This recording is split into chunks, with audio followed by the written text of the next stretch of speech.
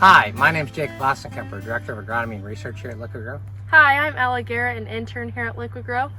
Dr. Jake, we're in beautiful north central Iowa at a research plot. Last research plot. Last one, thank goodness. We're doing pretty good this year. We are doing pretty good. Well, plants are starting to emerge now. What should farmers be thinking about as those emerge?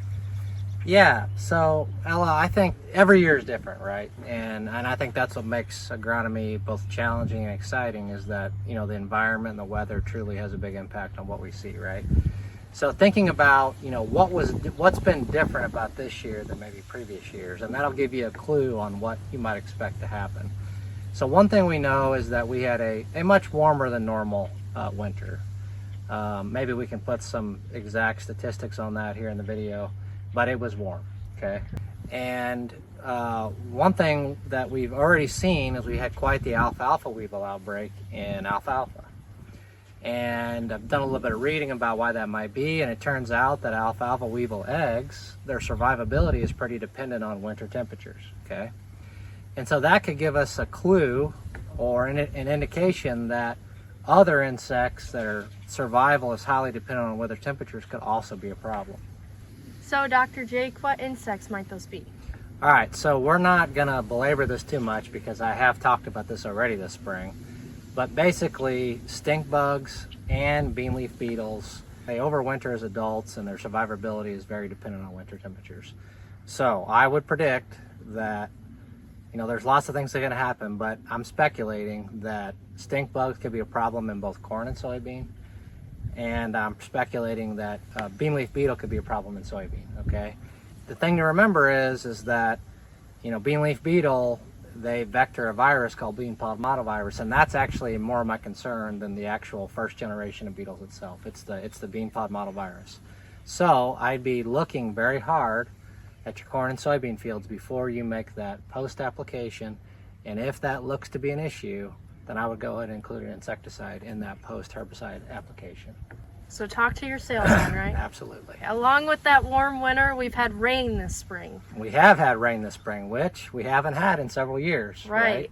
We've had a string of pretty dry springs. The thing that, you know, we may not have had in a while is significant issues with seedling diseases in both corn and soybean, right? So it'd be a good idea to get out in general, look at these newly emerging corn and soybean that are coming out of the ground right now. Do they have seedling diseases? The bad part about seedling diseases are there's really not a lot you can do about it now unless it's so bad you need to replant. That's reasonably rare, but can happen. But the thing you need to do is you need to be thinking about, well, why is this a problem and what can I do about it next year? Is it a different variety? Do I need to tile this spot? Is it a different seed treatment? What can I do differently going forward to avoid this in a wet spring, okay?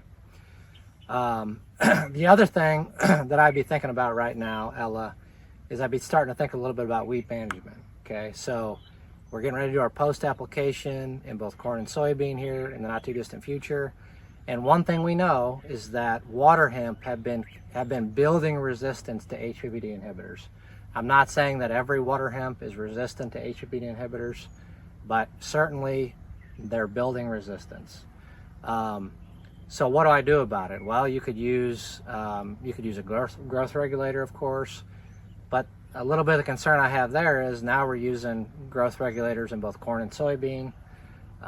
So if we use those too much, we're going to burn those up.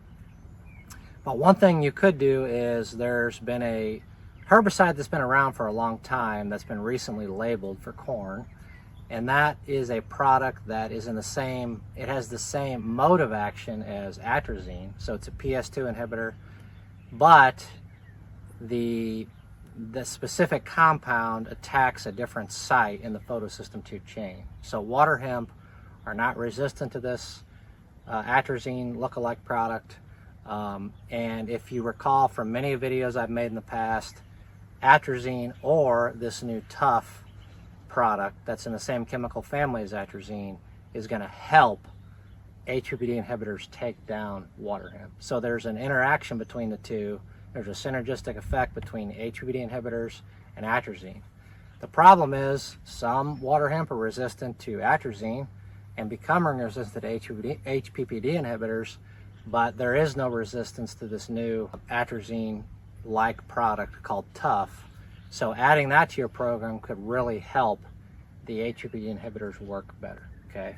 The one thing about Tough is that it doesn't have a lot of residual like atrazine does, so it's gonna have to be an addition to a program, not necessarily a substitution for atrazine. Well, Jake, that was a mouthful, and we still got to go get this plot planted, so we'll see you soon. Thank you. Stay in the know with Liqui-Grow.